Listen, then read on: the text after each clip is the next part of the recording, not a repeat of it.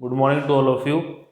तो पिछला लेक्चर जो था हम लोग क्वाड्रेटिक के बारे में डिस्कस कर रहे थे। तो क्वाड्रेटिक का पहला लेक्चर हमने डिस्कस किया था पिछली वाली क्लास में। तो आज हम आगे कंटिन्यू करते हैं। पिछली क्लास में हमने वीडियोस में देखा होगा, उसमें क्या क्या चीज़ें पढ़ी थी हमने कि क्वाड्रेटिक इक्वेशन की डेफिनेशन क्या होती है। किसी भी क्वाड्रेटिक को हम आइडेंटिटी कब कहते हैं आइडेंटिटी? जब कोफिशिएंट ऑफ एक्स स्क्वायर और कांस्टेंट तीनों क्या हो जाएंगी, जीरो। उसके बाद नेचर ऑफ रूट्स के बारे में डिस्कस किया था कि रूट्स कब रियल होंगे, कब डिस्टिंक्ट होंगे। उसमें रैशनल रूट्स के लिए कंडीशन हमने डिस्कस की थी, इरेशनल रूट्स के लिए हमने कंडीशन डिस्कस की थी, और लास्ट हमने डिस्कस किया था इंटीजर रूट्स के बारे में। तो आज हम इन सारी चीज़ों के एप्लीकेशन मतलब क्वेश्चंस को हम डिस्कस करेंगे इस लेक्चर में, जो हमने पिछले लेक्चर में थ्योरी पढ़ी थी। तो पहला क्वेश्चन ये है कि if x square plus 3x plus 7 equal to 0, इसके रूट अगर अल्फा बीटा है, इफ रूट्स ऑफ इक्वेशन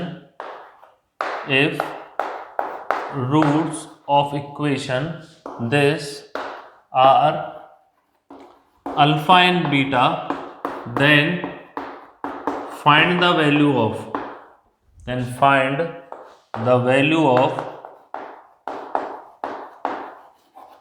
पहला first part alpha square plus beta square, second part 1 upon alpha square minus 1 upon beta square, third part 1 upon alpha cube plus 1 upon beta cube. जैसे ये तीन तरह के question है, इन तीनों की हमें वैल्यू निकालनी है, ठीक है। तो यहाँ पे हम क्या करेंगे, देखो बच्चों, या तो ऐसी इक्वेशन जो हमें गिवन है, जैसे यहाँ पे इक्वेशन क्या गिवन है हमें, x square plus 3x plus 7, इसके रूट क्या है अल्फा बीटा, तो हमें इनकी वैल्यू निकालनी है। तो या तो इक्वेशन ऐसी गिवन हो जिसके रूट्स हम डायरेक्ट निकाल लें, भाई किसी भी क्वाड्रेटिक के डायरेक्ट रूट्स निकाल सकते हैं हम, x equal to minus b plus minus under root d divide by 2a। लेकिन जो हमें इक्वेशन अगर हमारे पास रूट्स अगर डायरेक्ट आ गए, अल्फा और बीटा की वैल्यू अगर हमारे पास डायरेक्ट आ गई तो वैल्यू पुट कर देंगे, आंसर आ गया। लेकिन जो क्वेश्चन हमें गिवन है उसमें हम डायरेक्ट रूट्स नहीं निकाल सकते, इसके रूट्स क्या है, इमेजिनरी है। देखो इसका अगर देखें अपन तो इसका डिस्क्रिमिनेंट जो है वो लेस देन 0 है, तो डिस्क्रिमिनेंट अगर लेस देन 0 है तो इसके रूट्स ही निकलेंगे। तो इन सब की वैल्यू कैसे निकालेंगे, तो देखो यहाँ पे हमारे पास ये इक्वेशन है x square plus 3x plus 7 equal to 0, इसके रूट अल्फा एंड बीटा है। तो यहाँ से मैं एक चीज़ के बारे में तो कह सकता हूँ कि सम ऑफ रूट्स मतलब अल्फा प्लस बीटा जो रहेगा वो क्या रहेगा, माइनस बी बाई ए मतलब -3। अल्फा बीटा की बात करूँ तो क्या रहेगा वो सी बाई ए, ठीक है। हमने लास्ट क्लास में पढ़ा है सम ऑफ रूट्स क्या होता है minus b by a, product of roots क्या होता है सी बाई ए। हमसे क्या पूछा है पहले में कि alpha square plus beta square की वैल्यू बताओ। तो alpha square plus beta square की जो वैल्यू रहेगी that is alpha plus beta का whole square minus 2 alpha beta. मतलब तीनों क्वेश्चन में हमें इन तीनों की वैल्यू इस फॉर्म में लिखनी है। क्यों? क्योंकि इसकी वैल्यू हमें पता है। तो alpha square plus beta square को अगर हम देखें तो ये क्या होता है, अल्फा प्लस बीटा का whole square minus 2 alpha beta. Alpha plus beta का होल स्क्वायर मतलब -3 का whole square minus 2 into alpha beta is 7। तो यहाँ से कितना आ गया बच्चों, 9 minus 14 which is equal to -1। ये पहले पार्ट का आंसर हो गया, ठीक है। अब ये सेकंड वाला है हमारे पास। सेकंड पार्ट में क्या दिया है, we have to find the value of 1 upon alpha square minus 1 upon beta square. तो इसमें भी हम क्या करेंगे, पहले एलसीएम लेंगे। तो एलसीएम लेंगे तो क्या आएगा बच्चों, alpha square minus beta square upon alpha square beta square. अच्छा, alpha square minus beta square कितना होगा, alpha plus beta into alpha minus beta divide by alpha square beta square. मतलब A square minus B square क्या होता है, A plus B into A minus B. तो यहाँ से हमारे पास अल्फा प्लस बीटा की वैल्यू तो हमें पता है, अल्फा प्लस बीटा कितना है हमारे पास -3। अल्फा माइनस बीटा की वैल्यू निकालनी है। तो देखो यहाँ पे इसको हम इक्वेशन नंबर 1 मान लेते हैं। भाई इस वाली इक्वेशन में हमें इसकी वैल्यू पता है, ये भी क्या है अल्फा बीटा का होल स्क्वायर है, इसकी वैल्यू भी पता है मुझे, अल्फा बीटा की वैल्यू कितनी है 7। दिक्कत आ रही है हमें यहाँ पर इसकी वैल्यू कैसे निकालेंगे? तो यहाँ पर अगर हम देखें तो हम ये बोल सकते हैं कि सर अल्फ़ा माइनस बीटा का जो होल स्क्वायर होता है वो क्या होता है? Alpha square plus beta square minus 2 alpha beta, ये फॉर्मूला होता है। अच्छा, हमें क्या चाहिए? अल्फ़ा माइनस बीटा चाहिए, तो दोनों तरफ स्क्वायर रूट ले लेंगे। क्या करेंगे? Taking square root. जब दोनों तरफ स्क्वायर रूट लेंगे अपन, तो यहाँ पे क्या आएगा? अल्फ़ा माइनस बीटा, यहाँ पे क्या आएगा? Under root alpha square plus beta square minus 2 alpha beta. ठीक है, अब यहाँ पे अल्फ़ा स्क्वायर बीटा स्क्वायर आ गया। अल्फ़ा स्क्वायर बीटा स्क्वायर के हम वैल्यू जानते हैं, निकालना कैसे निकालेंगे? तो कैसे निकालेंगे? यहाँ पे under root alpha square plus beta square is alpha plus beta का whole square minus 2 alpha beta. Minus 2 alpha beta और माइनस 2 अल्फ़ा बीटा कितना हो जाएगा? Minus 4 alpha beta. तो यहाँ पे अल्फ़ा प्लस बीटा की वैल्यू कितनी है हमारे पास? अल्फ़ा प्लस बीटा जो है बच्चों वो -3 है, तो -3 का whole square -4 into alpha beta कितना है? 7। तो कितना आ गया ये? Under root 9 minus 28 which is equal to under root of -19। ठीक है, तो इन सब की वैल्यूज़ को हम इक्वेशन नंबर 1 में पुट कर देंगे। तो फ्रॉम इक्वेशन नंबर 1, इक्वेशन 1 को देखो, वहाँ पे क्या है? Equation 1 upon alpha square minus 1 upon beta square की जो वैल्यू है वो हमारे पास सॉल्व होकर आई थी alpha plus beta alpha minus beta divide by alpha beta का होल स्क्वायर। ठीक है, तो यहाँ से हम देख सकते हैं अल्फ़ा प्लस बीटा कितना है हमारे पास? अल्फ़ा प्लस बीटा जो है वो -3 है। अल्फ़ा माइनस बीटा की वैल्यू कितनी आई हमारे पास? अंडर रूट ऑफ -19, और अल्फ़ा बीटा कितना है हमारे पास? 7, तो ये कितना आ जाएगा? 7 का स्क्वायर। ठीक है, अब देखो यहाँ पे तुम बोल सकते अंडर रूट के अंदर माइनस तो नेगेटिव होता है, इमेजिनरी होता है। अंडर रूट के अंदर माइनस कोई नंबर लिखा हुआ है वो क्या है? इमेजिनरी। लेकिन जब हम कॉम्प्लेक्स नंबर पढ़ेंगे, आगे चैप्टर जो है वो कॉम्प्लेक्स नंबर जब हम पढ़ेंगे तो वहाँ पे बताया जाएगा कि अंडर रूट के अंदर जो -1 होता है ना, उसको हम बोलते हैं आयोटा। क्या बोलते हैं? आयोटा। ये आई का मतलब होता है यहाँ पे आयोटा। ठीक है, तो यहाँ पर ये जो अंडर रूट ऑफ -19 लिखा हुआ है, इसको मैं क्या लिख सकता हूँ? Under root of 19 into under root of -1। Under root of -19 क्या हो जाएगा? Under root of 19 into under root of -1। नीचे कितना आएगा हमारे पास? 49। तो यहाँ से आंसर आ गया हमारे पास कि -3 under root 19 iota divide by 49, ये आंसर है। तो हमने यहाँ पे इसकी वैल्यू निकाल ली कि इसकी वैल्यू हमारे पास क्या आएगी। आई थिंक सबको क्लियर होगा अब ये। तो यहाँ पे हमने देखा कि 1 upon alpha square minus 1 upon beta square को, मतलब जो भी हमारे पास एक्सप्रेशन दे रखा है उसको हम बेसिकली इस फॉर्म में लेके आ रहे हैं, कैसे भी वो फॉर्मूला लगाओ। ठीक है, जैसे इसका थर्ड पार्ट है। थर्ड पार्ट क्या पूछा है हमसे? थर्ड पार्ट जो है उसमें हमसे पूछा है 1 upon alpha cube plus 1 upon beta cube. तो इसको अगर मैं एलसीएम लूँ यहाँ पे तो क्या आएगा? Alpha cube plus beta cube divide by alpha beta का होल क्यूब। अब ये ए क्यूब प्लस बी क्यूब बन गया। तो ए क्यूब प्लस बी क्यूब का फॉर्मूला क्या होता है? तो इस वाले एक्सप्रेशन को मैं क्या लिख सकता हूँ? A plus B, A cube plus B cube is A plus B, A square plus B square minus A B divide by alpha beta का होल क्यूब। ठीक है, तो अल्फ़ा प्लस बीटा की वैल्यू कितनी है हमारे पास? -3। तो -3 तो अल्फ़ा बीटा की वैल्यू हो गई। जैसे ही हमारे पास ये वाला एक्सप्रेशन आया alpha square plus beta square, तो इसकी हम क्या लिखेंगे? इसको अल्फ़ा प्लस बीटा का होल स्क्वायर। इस वाले एक्सप्रेशन को क्या लिखेंगे अपन? अल्फ़ा प्लस बीटा का whole square -2 alpha beta. -2 alpha beta और माइनस अल्फ़ा बीटा कितना हो जाएगा? -3 alpha beta divide by alpha beta की वैल्यू कितनी थी? 7। तो कितना आ गया है? 7 का क्यूब। अब इसको हम सॉल्व कर लेंगे। तो यहाँ से कितना आ जाएगा बच्चों, -3, अल्फा प्लस बीटा की वैल्यू कितनी है, -3, तो -3 का स्क्वायर -3 × 7 डिवाइड बाय 7 का होल क्यूब, तो 49 × 7। अब इसको सॉल्व कर लेते हैं। तो ये 9 - 21 दैट इज -3 × 9 - 21 डिवाइड बाय 343। तो 9 - 21 कितना हो जाएगा हमारे पास, 12, तो 12 3 या 36 डिवाइड बाय 343। ये हमारे पास थर्ड पार्ट का आंसर आ गया। आई थिंक सबको क्लियर होगा। अभी हमें जो भी वैल्यू यहाँ से पूछी गई है, जैसे 1/α³ + 1/β³ पूछा गया है, तो हमने इसका एलसीएम लिया। अब हमें यहाँ पे यही तरीका है कि भाई सबको हमें सम ऑफ रूट्स का मतलब अल्फा प्लस बीटा में लेके आओ और प्रोडक्ट ऑफ रूट्स में लेके आओ। तो उसमें लाने के लिए हमें ये पूरा इसका पहले a³ + b³ का फॉर्मूला लगाया। क्या होता है, a + b a² + b² - ab।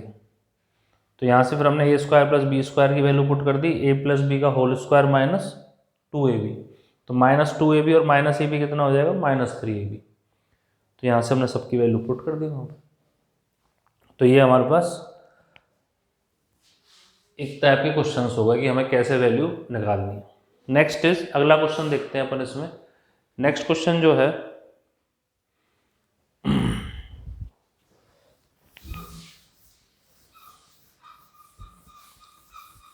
अगला क्वेश्चन जो है बच्चों वो ये है, find the condition on ABC,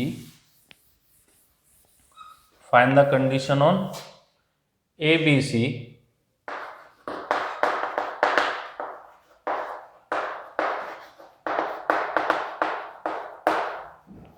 find condition on ABC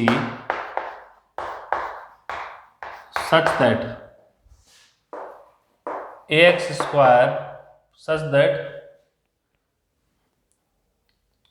find the condition on ABC such that ax square plus bx plus c equal to 0 has, पहला reciprocal roots और second has roots equal in magnitude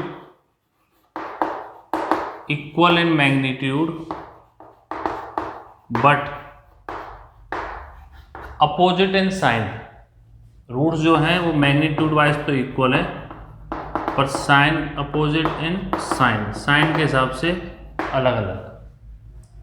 तो ABC में हमारे पास क्या condition रहेगी, ठीक है। तो देखो यहाँ पे रेसिप्रोकल रूट्स का मतलब क्या होता है, रेसिप्रोकल रूट्स का मतलब होता है एक रूट अगर 2 है तो दूसरा रूट क्या होगा, उसका रेसिप्रोकल मतलब 1/2। इसको हम क्या बोलते हैं, रेसिप्रोकल रूट्स बोलते हैं। तो यहाँ पे जो हमारे पास इक्वेशन गिवन है that is ax² + bx + c = 0। अगर मैं पहला पार्ट देखूं, रूट्स क्या है हमारे पास, रेसिप्रोकल है।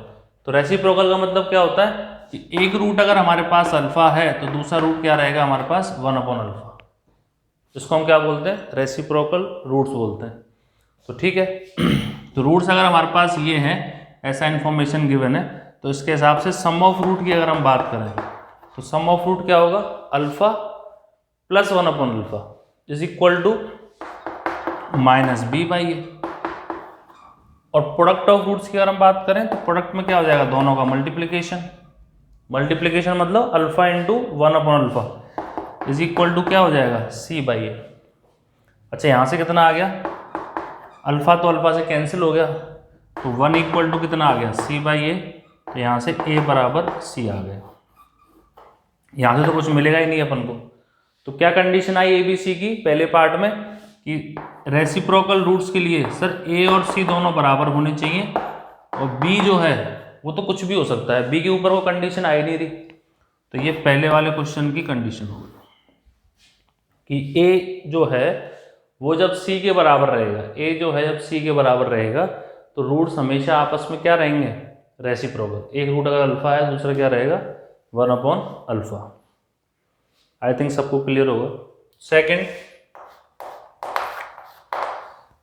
सेकंड वाला जो था इसमें that is a x square plus b x plus c equal to 0, इसके रूट जो हैं वो क्या दे रखे हैं, equal in magnitude but opposite in sign. तो इसका मतलब क्या होता है कि मैग्नीट्यूड वाइज तो इक्वल है और लेकिन साइन दोनों के क्या है, अलग अलग। जैसे कि एक रूट अगर 2 है तो दूसरा रूट क्या हो जाएगा, -2। क्या मतलब होता है मैग्नीट्यूड का, मतलब कि अगर एक रूट 2 है दूसरा क्या है -2, तो इन दोनों के मैग्नीट्यूड की बात करें तो इनका मैग्नीट्यूड कितना है दोनों का, इसका भी 2 है और इसका भी क्या है 2 है, लेकिन दोनों का जो साइन है वो क्या है, अपोजिट। मतलब एक का अगर प्लस है दूसरा कितना है, माइनस। तो इसका मतलब इस वाले क्वेश्चन में जो रूट्स दे रखे हैं वो हमें एक अल्फा अगर मैं मान लेता हूं तो दूसरा बच्चों क्या होगा, -अल्फा। तो यहां से अगर हम सम ऑफ रूट्स की बात करें तो सम ऑफ रूट्स कितना होगा, alpha minus alpha is equal to -b/a। अच्छा अल्फा और अल्फा तो कैंसिल हो गया तो 0 इक्वल टू कितना आ गया, -b/a। तो यहां से b इक्वल टू कितना आ गया, 0। प्रोडक्ट ऑफ रूट्स की अगर तुम बात करोगे तो प्रोडक्ट ऑफ रूट्स में क्या करोगे, alpha into minus alpha is equal to c/a। और यहां से क्या आया हमारे पास, -α² इज इक्वल टू c/a। कोई भी कंडीशन a और c के ऊपर नहीं आ रही। तो इस वाले क्वेश्चन में जो सेकंड पार्ट है इसमें कंडीशंस क्या रहेगी ABC की। ABC की जो कंडीशन है वो क्या है कि सर A और C तो कुछ भी हो सकते हैं, उनके ऊपर तो कोई कंडीशन आ नहीं रही, ऑल रियल नंबर्स, लेकिन B जो है उसको क्या होना पड़ेगा, 0। तो ये क्या हो गया हमारे पास, A B C की क्या हो गई, ये कंडीशन हो गई, ठीक है। तो ये अपन यहाँ पे देख सकते हैं दोनों क्वेश्चंस में कि जब A बराबर C होगा, जब A और C बराबर होंगे तो रूट्स रेसिप्रोकल होंगे, और जब B की वैल्यू 0 होगी मतलब कोफिशिएंट ऑफ x जब 0 रहेगा तब रूट्स क्या रहेंगे आपस में, मैग्नीट्यूड वाइज तो इक्वल लेकिन साइन वाइज क्या रहेंगे आपस में, अपोजिट। तो सेकंड क्वेश्चन हमारे पास ये हो गया। और क्वेश्चन प्रैक्टिस करते हैं। जो पिछला लेक्चर हमने पढ़ा था पूरा थ्योरी, उसके ऊपर क्वेश्चन हैं ये सारे के सारे। अगला क्वेश्चन बच्चों ये है, if 1 root of x² plus bx plus c equal to 0 is 2 minus √3 and b और c जो हैं वो हमारे पास रैशनल दे रखे हैं, b and c rational, then find the value of b and c। क्या क्वेश्चन है, क्वेश्चन को समझो पहले कि जो हमारे पास इक्वेशन दे रखी है that is x² plus bx plus c, इस क्वाड्रेटिक का जो एक रूट है वो क्या दे रखा है, 2 माइनस √3। तो अगर एक रूट 2 माइनस √3 और b और c जो हैं, जो वेरिएबल है b और c वो क्या दे रखे हैं, रैशनल। तो हमें b और c की क्या निकालनी है, वैल्यू निकालनी है। तो बताओ कैसे करेंगे इसको। तो हमने पिछले लेक्चर में क्वाड्रेटिक का तुम लोगों ने वो देखा होगा, तो वहां पे इर्रेशनल रूट्स के बारे में, ये रूट्स क्या है हमारे पास, ये वाला रूट जो है वो इर्रेशनल रूट है। तो इर्रेशनल रूट्स के बारे में क्या कंडीशन बताई थी कि इर्रेशनल रूट्स जो होते हैं वो हमेशा कॉन्जुगेट पेयर्स में होते हैं। क्या बताया था कि अगर हमारे पास कोई भी क्वाड्रेटिक है ax² plus bx plus c equal to 0 और इसके जो कोफिशिएंट है मतलब ABC वो हमारे पास क्या है, रैशनल है। क्या दे रखे हैं वो, रैशनल। तो जो इर्रेशनल रूट्स होते हैं, जो इर्रेशनल रूट्स रहेंगे आर इन कॉन्जुगेट पेयर्स, किसमें होते हैं, कॉन्जुगेट पेयर्स में होते हैं। कॉन्जुगेट पेयर्स का मतलब अगर एक रूट हमारे पास a प्लस √b है तो दूसरा रूट क्या होगा, a माइनस √b। पिछले लेक्चर में अच्छे से बताया था इसके बारे में, तो वही कंसेप्ट यहाँ पे यूज होगा। अब यहाँ पर अगर हम इस क्वेश्चन में देखें तो इस क्वेश्चन में जो इक्वेशन दे रखी है हमें x² plus bx plus c equal to 0, इसमें x² का कोफिशिएंट तो 1 है तो वो तो रैशनल है ही है, और क्वेश्चन में b और c क्या दे रखे हैं, ये रैशनल दे रखे हैं। तो इसका मतलब अगर इसका एक रूट क्वेश्चन में 2 माइनस √3 गिवन है तो दूसरा रूट क्या होगा बच्चों बताओ, दूसरा होगा इसका कॉन्जुगेट। और इसका कॉन्जुगेट क्या होता है, इसका कॉन्जुगेट रहेगा 2 प्लस √3। ये बात समझ में आई नहीं आई?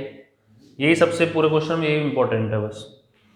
अगर हमारे पास किसी भी क्वाड्रेटिक के जो कोफिशिएंट्स होते हैं अगर वो रैशनल है और कोई भी रूट इर्रेशनल आ गया तो दूसरा उसका कॉन्जुगेट होगा। ये लेक्चर 1 में हमने डिस्कस किया था। तो बस इसका मतलब बेसिकली हमें इस क्वेश्चन में x² plus bx plus c equal to 0 के दोनों रूट पता है। एक रूट क्या है 2 माइनस √3, दूसरा रूट क्या है 2 प्लस √3। तो क्वेश्चन खत्म हो गया। उसके बाद उसके बाद हम क्या करेंगे, सम ऑफ रूट्स लगाएंगे। सम ऑफ रूट्स कितना होता है -b/a, तो -b/a लगाएंगे तो -b। सम ऑफ रूट्स क्या है, एक रूट अगर हमारे पास ये है, दूसरा रूट अगर ये है, तो दोनों का सम कितना होगा 2 minus √3 plus 2 plus √3 is equal to -b। तो यहाँ से b की वैल्यू कितनी आ गई हमारे पास -4। ठीक है। उसके बाद प्रोडक्ट ऑफ रूट्स की बात करेंगे। तो अगर मैं प्रोडक्ट ऑफ रूट्स की बात करूं तो प्रोडक्ट ऑफ रूट्स क्या होता है c/a। तो c/a मतलब c आ जाएगा, a की वैल्यू तो 1 है। अब प्रोडक्ट में इन दोनों का मल्टीप्लाई करना है, तो इन दोनों का मल्टीप्लाई मतलब 2 माइनस √3 को मल्टीप्लाई करना है किसके साथ 2 प्लस √3 के साथ। तो यहाँ से c की वैल्यू कितनी आ गई हमारे पास 1। तो इस क्वेश्चन का आंसर क्या हो गया कि सर b की वैल्यू तो -4 और c की वैल्यू क्या है 1। क्या कंसेप्ट था पूरे क्वेश्चन में? कंसेप्ट यही था कि अगर कोफिशिएंट रैशनल है और अगर रूट हमारे पास इर्रेशनल है कोई एक, तो इर्रेशनल रूट्स जो होते हैं वो हमारे पास always are in conjugate pairs. Conjugate pairs का मतलब a प्लस रूट भी है तो दूसरा क्या होगा हमारे पास a माइनस रूट भी होगा। आई थिंक ये सबको क्लियर होगा। ठीक है, तो ये हम लोग सब लोग नोट कर लेंगे इन सारी चीज़ों को। अगला क्वेश्चन और क्वेश्चंस प्रैक्टिस करते हैं इसके ऊपर। नेक्स्ट क्वेश्चन जो है वो है हमारे पास if P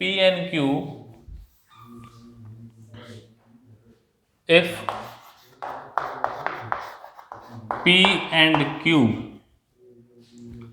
are roots of the equation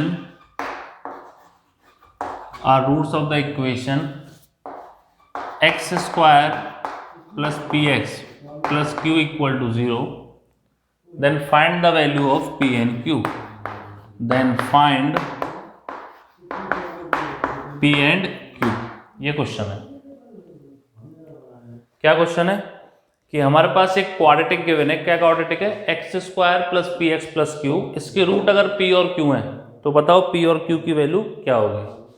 तो क्या करेंगे यहाँ पे, ऑब्वियसली हमें एक ही तरीका पता है बस कि अगर हमारे पास x² plus px plus q equal to 0 के रूट अल्फा और बीटा हैं, सॉरी p और q दे रखे हैं यहाँ पे p एंड q।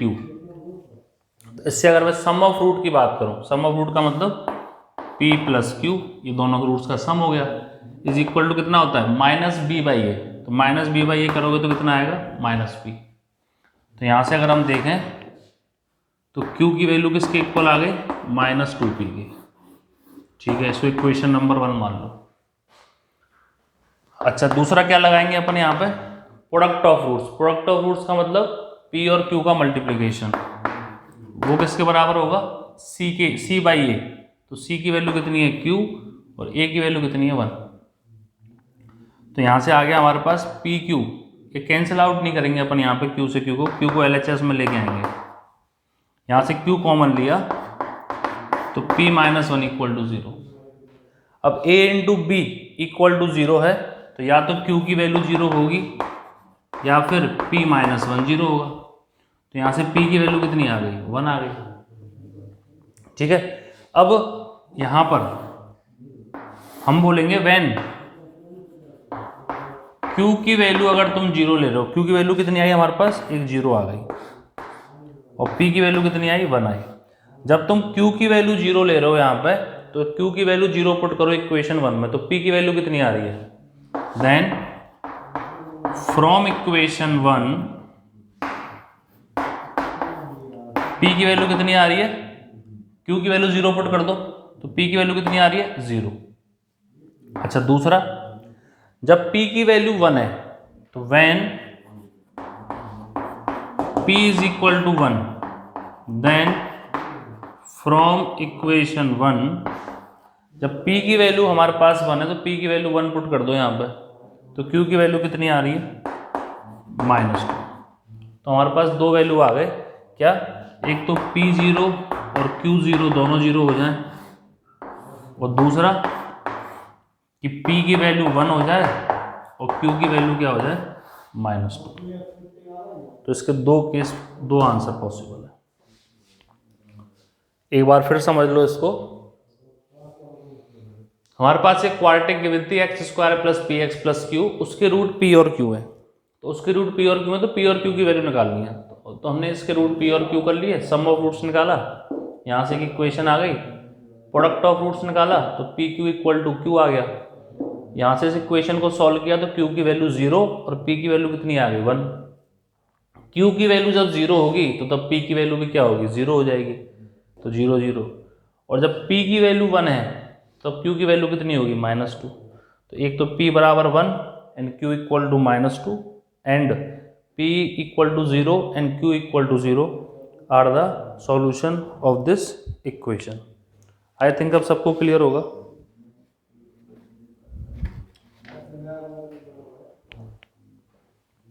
ठीक है, तो ये हो गया एक क्वेश्चन हमारे पास। सम ऑफ रूट्स और प्रोडक्ट ऑफ रूट्स का कंसेप्ट चल रहा है। इस वाले क्वेश्चन में भी सम ऑफ प्रोडक्ट का यूज किया था हमने, पिछले वाले में इर्रेशनल रूट जो है वो कॉन्जुगेट पेयर्स में आएंगे, उस कंसेप्ट का यूज किया और फिर सम ऑफ रूट्स और प्रोडक्ट ऑफ रूट्स का यूज किया वहां पे।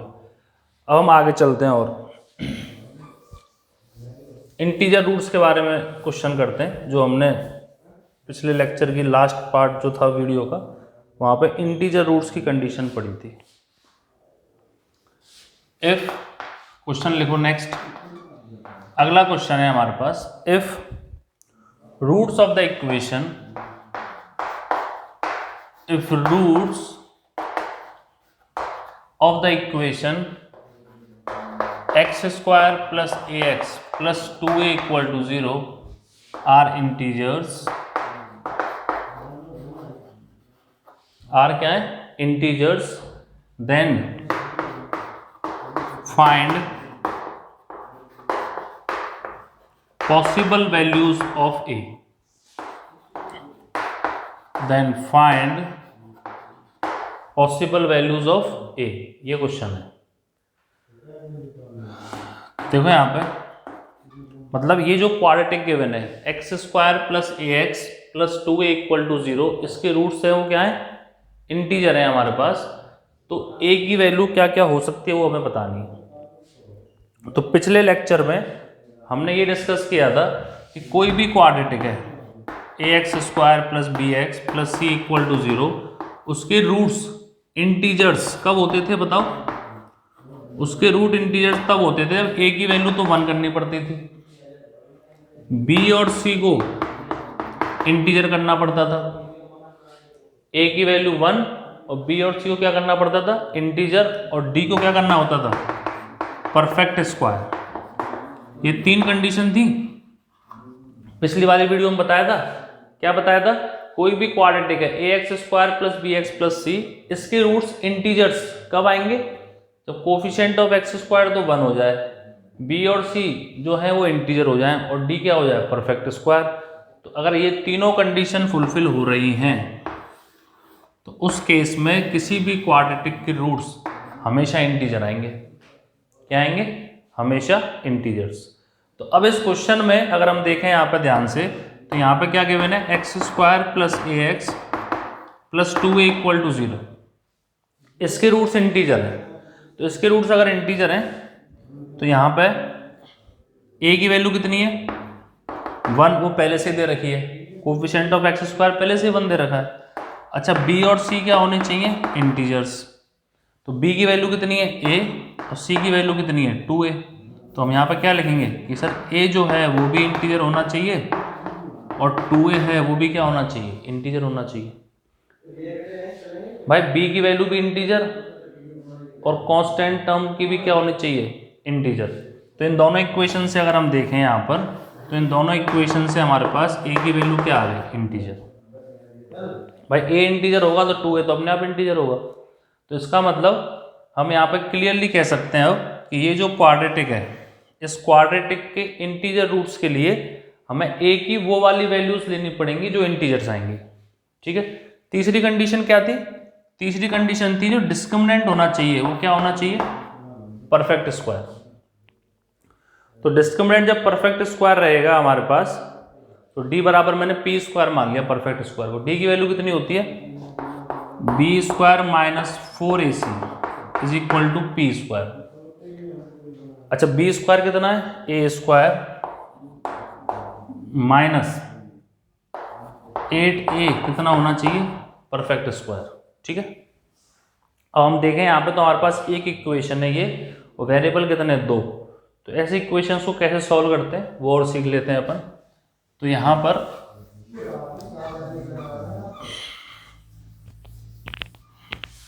पर देखें आगे अपन, तो ए की वैल्यू निकालने के लिए ऐसी इक्वेशंस को एक बार जेईई में आईआईटी में पूछा गया है सवाल। तो ऐसे क्या करेंगे अपन, ए स्क्वायर माइनस 8a कितना दे रखा है, टी स्क्वायर। तो ये जो लिखा हुआ है ना यहाँ पे, पहले तो इसको परफेक्ट स्क्वायर बनाओ। क्या बनाओ, परफेक्ट स्क्वायर। तो परफेक्ट स्क्वायर कैसे बनाएंगे, ए स्क्वायर माइनस 2 इंटू ए, 2 इंटू ए। अब बी की वैल्यू क्या पुट करूं कि 8a आ जाए, तो 2a तो पहले से ही आ रहा है, तो बी की वैल्यू पुट कर दी मैंने 4। अब इन तीनों को मल्टीप्लाई करेंगे तो क्या आ गया हमारे पास, 8a। इसका मतलब तुम्हें बी की वैल्यू पता पड़ेगी, तो बी स्क्वायर से ऐड कर दिया मैंने, और बी स्क्वायर से क्या कर दिया, सबट्रैक्ट, बराबर पी स्क्वायर। तो धराचार्य वाला फॉर्मूला था, इसको ऐसे ड्राइव किया था मैंने। तो यहाँ से लेकर यहाँ तक ये हमारे पास बन गया a माइनस 4 का whole square minus 16 is equal to p square. अच्छा p को LHS में ले आओ, तो a माइनस 4 का whole square minus p square equal to कितना आ जाएगा, 16। तो अब a square minus B square की प्रॉपर्टी लग जाएगी यहाँ से, तो a plus B into A minus b is equal to कितना आ गया, 16। अब देखो यहाँ पर ये कोई भी दो टर्म का प्रोडक्ट 16 आना चाहिए, ये दो प्रोडक्ट का सम कितना आना चाहिए, 16।